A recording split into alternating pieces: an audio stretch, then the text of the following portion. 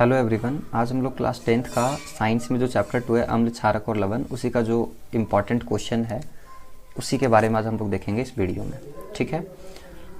First question है litmus क्या होता है। देखो लिटमस क्या होता है, एक प्राकृतिक सूचक होता है ये, है ना। ये हम लोग को क्या करता है, कोई भी पदार्थ में वो अम्लीय है या क्षारीय कैसा प्रवृत्ति का है वो हम लोग को बताता है लिटमस। ठीक है, तो ये एक तरह का प्राकृतिक सूचक भी होता है। ठीक, नेक्स्ट क्वेश्चन है हमारा, किसी पदार्थ को अम्ल व क्षारक कैसा कर देते हैं। देखो इसमें दो चीज़ पूछा है, अम्ल और क्षारक दोनों कैसा कर देते हैं ये पूछा है। तो अम्ल जो होता है ना वो जो नीला लिटमस पत्र होता है उसको लाल कर देता है, तो ये तो सही कह रहा है। और क्षारक जो होता है वो लाल लिटमस पत्र को नीला कर देता है, तो ये भी सही है। तो ये ऑप्शन नंबर डी हो जाएगा सही, ए और बी दोनों, है ना। क्योंकि अम्ल क्या करता है, लाल कर देता है नीला लिटमस पत्र को, और क्षार जो है वो क्या करता है, जो लाल लिटमस पत्र होता है उसको नीला कर देता है। तो ए और बी दोनों सही है, तो ऑप्शन नंबर डी हो जाएगा इसका। ठीक है। नेक्स्ट क्वेश्चन है, भोजन का स्वाद खट्टा एवं कड़वा किसके कारण होता है। देखो इसमें भी दो चीज़ है, खट्टा और कड़वा। तो खट्टा जो होता है वो अम्ल की वजह से होता है। कोई भी अगर मान लो भोजन का स्वाद अगर खट्टा है इसका मतलब उसमें अम्ल है, ठीक है। और अगर कड़वा है इसका मतलब उसमें क्षार है। तो वो अम्ल के कारण होता है, क्षार के कारण होता है, या फिर लवण के कारण। तो ये अम्ल और क्षार के, खट्टा जो होता है वो अम्ल के कारण और ये जो कड़वा होता है वो क्षार के कारण। तो ऑप्शन नंबर डी जो है हमारा, ये ए और बी दोनों, ये हमारा ऑप्शन नंबर डी सही हो जाएगा। ठीक है। नेक्स्ट क्वेश्चन है, अम्ल के अवशिष्टों के साथ मिलकर धातु एक यौगिक बनाता है, उसे क्या कहते हैं। तो उसे क्या कहते हैं, उसे कहते हैं लवण।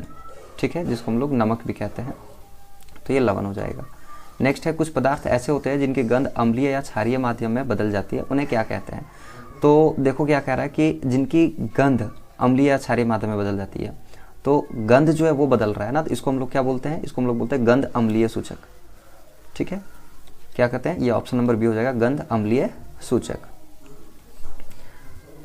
नेक्स्ट क्वेश्चन है, उदासीनीकरण अभिक्रिया किसे कहते हैं। हम लोग को पता है कि उदासीनी अभिक्रिया क्या होता है, जो अम्ल और क्षार दोनों मिलकर के रिएक्शन करता है। अम्ल प्लस क्षार अगर ये दोनों मिल जाए तो क्या बना देता है, लवण तथा जल का निर्माण करता है।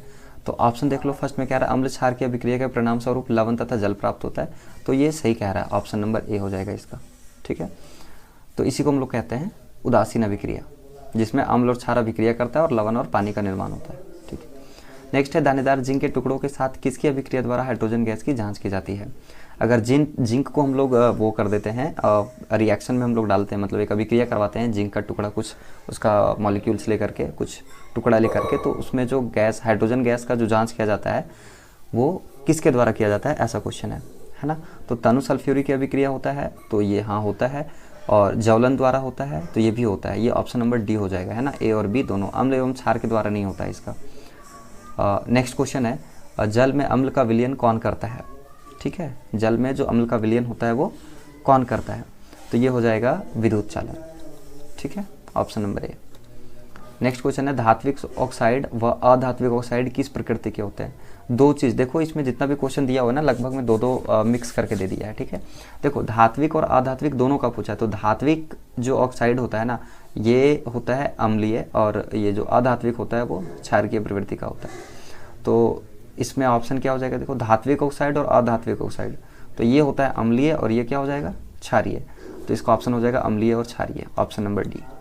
ठीक है, चलो नेक्स्ट क्वेश्चन हम लोग देख लेते हैं क्या है। जल में अम्ल या क्षारक मिलाने पर आयन की सांद्रण में प्रति इकाई आयन की कमी हो जाती है, इस प्रक्रिया को क्या कहते हैं।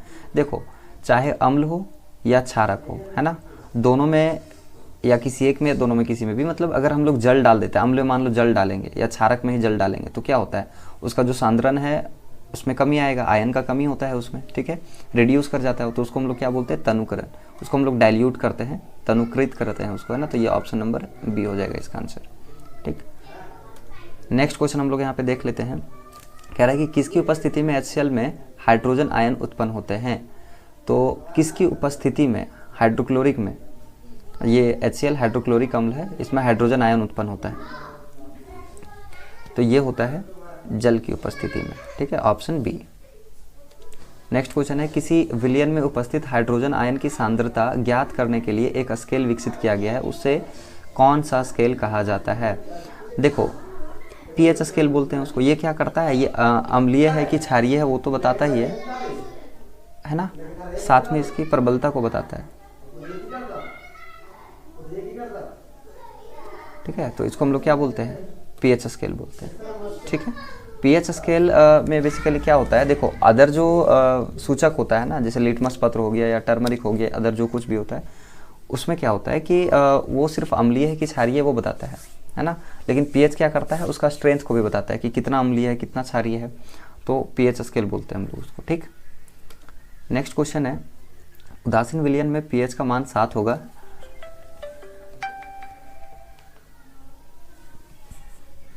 यदि पीएच स्केल में किसी विलयन का मान 7 से कम है तो उसे कौन सा विलयन होगा। देखो 7 से कम होता है तो क्या होता है, उसमें अम्लीय होता है कि नहीं। 7 से कम होता है तो अम्लीय, और अगर 7 हो जाएगा तो एक होता है उदासीन। उदासीन कब होता है, जब उसका पीएच लेवल 7 हो, और जब उससे ज़्यादा हो जाता है, 7 से ज़्यादा होता है तो उसको हम लोग बोलते हैं क्षारकीय, ठीक। तो इसमें क्या बोल रहा है, 7 से कम, तो 7 से कम में क्या हो जाएगा, अम्लीय हो जाएगा।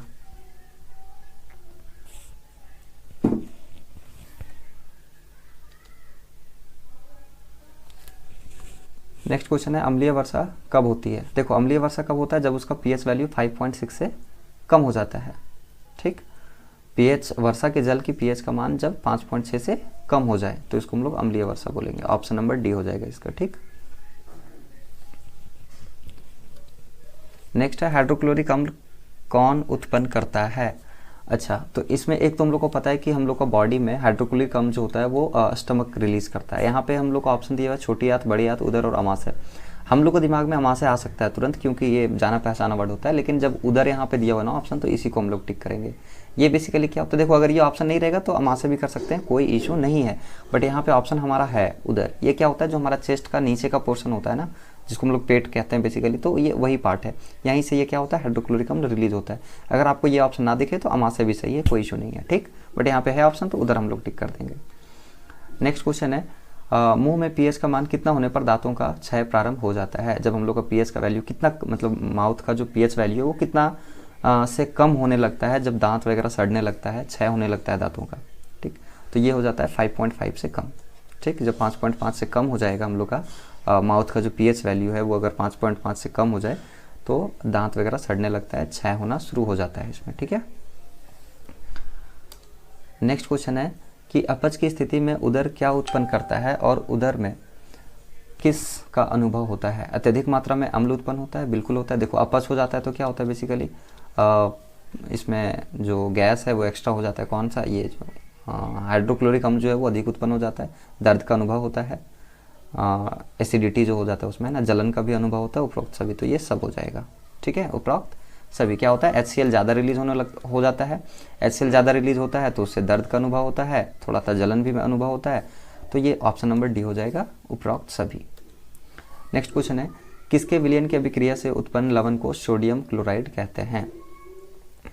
तो देखो हाइड्रोक्लोरिक अम्ल, हाँ ये होता है इसमें, और सोडियम हाइड्रोक्साइड तो ये भी होता है ना। तो ए और बी दोनों होता है, तो हम लोग कह सकते हैं कि ए और बी दोनों अभिक्रिया से उत्पन्न होता है लवण। ऑप्शन डी हो जाएगा, ठीक है। नेक्स्ट क्वेश्चन है, शुष्क बुझा हुआ चूना पर क्लोरीन गैस की क्रिया से कौन सा पदार्थ बनता है। देखो ये बोल रहा है कि शुष्क बुझा हुआ चूना, कैल्शियम ऑक्साइड हम लोग बेसिकली इसको बोलते हैं, ठीक है। क्या बोलते हैं, कैल्शियम ऑक्साइड। और इसमें हम लोग को क्या बोल रहा है कि क्लोरीन गैस डालना है, क्लोरीन गैस से अभिक्रिया करवाना है। तो जब इसमें हम लोग क्लोरीन गैस का अभिक्रिया करवाएंगे तो ये कैल्शियम ऑक्सीक्लोराइड बना देता है ना। कैल्शियम ऑक्सीक्लोराइड, क्यों, ये क्लोरीन है, यहाँ पे कैल्शियम है और ये ऑक्सीजन है, ठीक है। तो क्या बना देता है, कैल्शियम ऑक्सीक्लोराइड। और इसी को हम लोग बोलते हैं विरंजक चूर्ण, ठीक। क्या बोलते हैं इसको, विरंजक चूर्ण। तो ये हमारा ऑप्शन ए हो जाएगा, क्लियर। नेक्स्ट क्वेश्चन यहाँ पे देखो क्या कह रहा है। नेक्स्ट क्वेश्चन कह रहा है कि लिटमस रंजक बैंगनी रंग का होता है जो निकाला जाता है। लिटमस रंजक जो है वो कहाँ से निकाला जाता है, किससे निकाला जाता है। ये निकाला जाता है, लाइकेन का एक पौधा होता है, प्लांट होता है बेसिकली, तो ये लाइकेन से निकाला जाता है, ठीक। नेक्स्ट क्वेश्चन है, कठोर जल को मृदु जल बनाने के लिए सोडियम के किस यौगिक का उपयोग किया जाता है। तो किसका किया जाता है, ये किया जाता है सोडियम कार्बोनेट का। सोडियम कार्बोनेट इसमें से कौन सा किसका फार्मूला, देखो ये है सोडियम कार्बोनेट, Na2CO3, ये सोडियम कार्बोनेट है। नेक्स्ट है, निम्नलिखित में से कौन विजातीय यौगिक है। कौन सा विजातीय यौगिक है, इसका मतलब इसमें कौन सा कंपाउंड ऐसा है जो अलग है। चूना पत्थर, खड़िया, संगमरमर, प्लास्टर ऑफ पेरिस। खड़िया बोलते हैं चौक को, है ना, ये खड़िया अगर नहीं समझ में आ रहा हो, ये हम लोग चौक को बोलते हैं, ठीक। तो इसमें से प्लास्टर ऑफ पेरिस जो है वो अलग है। बोल रहा है कौन सा विजातीय यौगिक है जो एक जैसा नहीं है, तो प्लास्टर ऑफ पेरिस जो होता है वो अलग है, तो ऑप्शन डी हो जाएगा। नेक्स्ट क्वेश्चन है, निम्नलिखित में पीएच का कौन सा समान क्षारक विलयन का मान देता है। निम्न में पीएच का कौन सा समान क्षारक विलयन, क्षारक का बात कर रहा है यहाँ पे, देखो क्षारक 7 से कम होता है तो क्षार होता है, इसमें देख लो 2 है तो ये तो अम्लीय है, 7 को हम लोग क्या बोलते हैं उदासीन, 6 है ये मतलब अम्लीय है, 7 से कम है तो इसका आंसर क्या हो जाएगा 13। क्षार के बोला है ना, तो क्षार क्या हो जाएगा, जो 7 से ज़्यादा रहेगा तो 13 है इसमें, ठीक। नेक्स्ट है सोडियम हाइड्रोक्साइड का पीएच मान। सोडियम हाइड्रोक्साइड का पीएच मान लगभग कितना होता है, तो ये लगभग 14 के आसपास होता है ना, ऑप्शन नंबर डी हो जाएगा। नेक्स्ट क्वेश्चन है, निम्न में से कौन सा सही है। अब देखो कौन सा सही है, इसमें बेसिकली फार्मूला पूछा है, ये हम लोग को अंदाज़ा लगना चाहिए कि किसका फार्मूला है ये, Na2CO3 H2O, ये सब किसका फार्मूला हम लोग को पता चल रहा है ये क्या है, वाशिंग सोडा है उसका फार्मूला पूछ रहा होगा। तो वाशिंग सोडा का फार्मूला क्या होता है, ये होता है हाइड्रेट में होता है सोडियम कार्बोनेट, ठीक है। तो ये Na2CO3 10H2O, ये ऑप्शन बी, ये वाला ऑप्शन सही है, ठीक है। Na2CO3 10H2O ये किसका है, वाशिंग सोडा का है basically, washing soda. Washing soda को हम लोग बोल सकते हैं धोने का सोडा या धावन सोडा, जो भी है ना, धोने का सोडा। देखो ये सब चैप्टर थे, ये सब जो क्वेश्चन है ना एमसीक्यू में बहुत ज़्यादा इंपॉर्टेंट है, यही सब क्वेश्चन पूछा जाता है एग्जाम में, ठीक, नॉर्मल सा।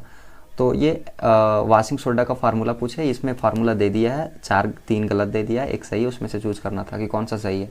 तो वाशिंग सोडा का Na2CO3 10H2O, ये सोडियम कार्बोनेट हाइड्रेट में होता है ना। नेक्स्ट क्वेश्चन हम लोग देख लेते हैं क्या है।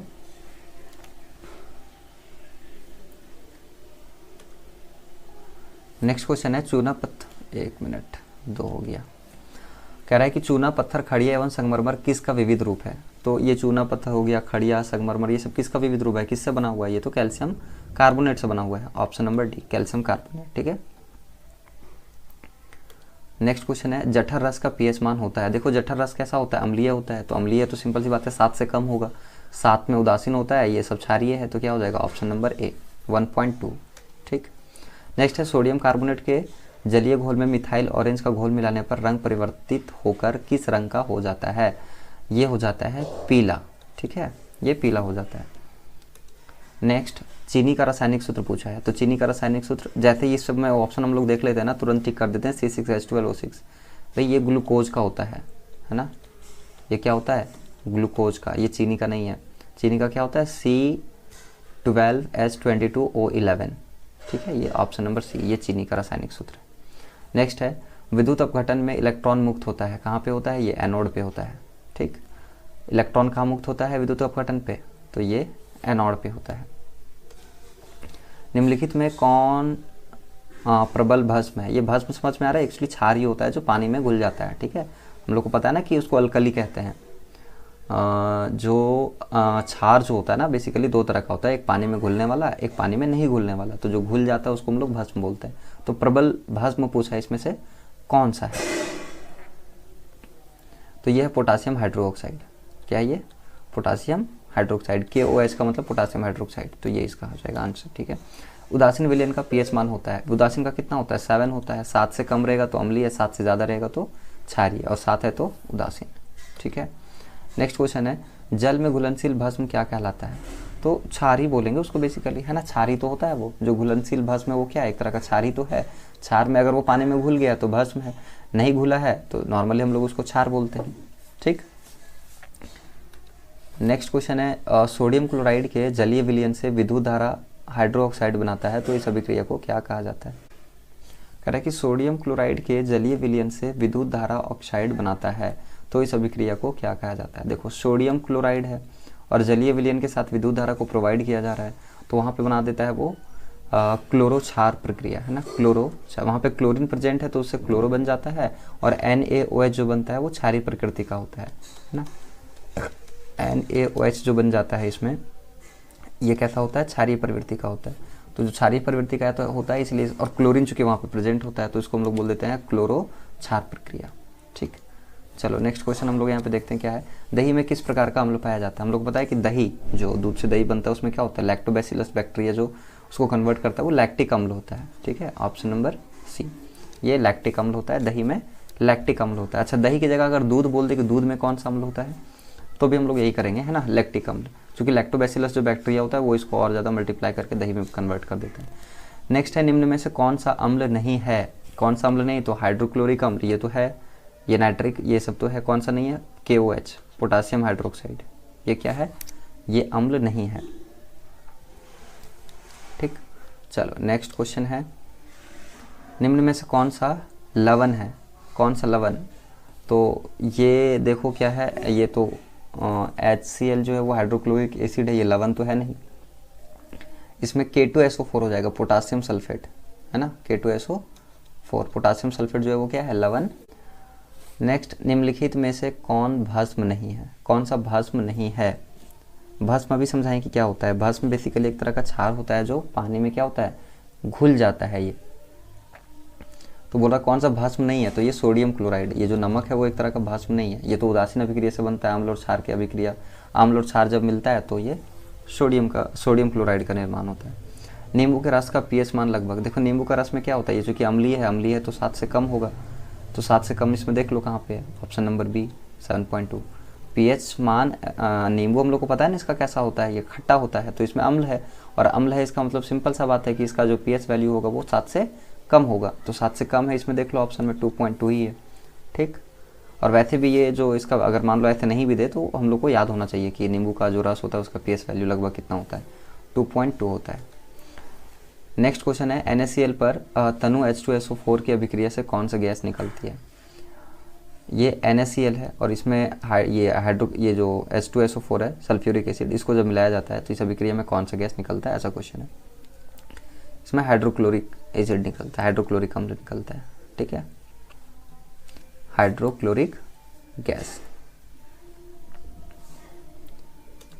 नेक्स्ट क्वेश्चन है, किसी अम्ल में मुख्य रूप से एक परमाणु अवश्य मौजूद रहता है जो धातु से अभिक्रिया करे गैस उत्पन्न करता है, वह गैस कौन सा, ये हाइड्रोजन गैस होता है। ठीक है, option number B. Next question है, NaOH विलयन के साथ Zn धातु, Zn मतलब जिंक है ये, ठीक है, सोडियम हाइड्रोक्साइड विलयन के साथ जिंक धातु की अभिक्रिया निम्न में से कौन सा गैस उत्पन्न करता है, ये करता है हाइड्रोजन गैस। ठीक है, आप इसका जो समीकरण है, जो केमिकल रिएक्शंस होता है वो आप लिख करके देख सकते हैं, ये भी हम यहाँ पे इसलिए जल्दी कर रहे हैं क्योंकि ये ऑलरेडी समझाया हुआ है सब कुछ चैप्टर में। ठीक है, तो इसलिए अभी यहाँ पे हम लोग वो पूरा डिटेल में इक्वेशन वगैरह नहीं लिख रहे हैं। ठीक, चलो नेक्स्ट क्वेश्चन है,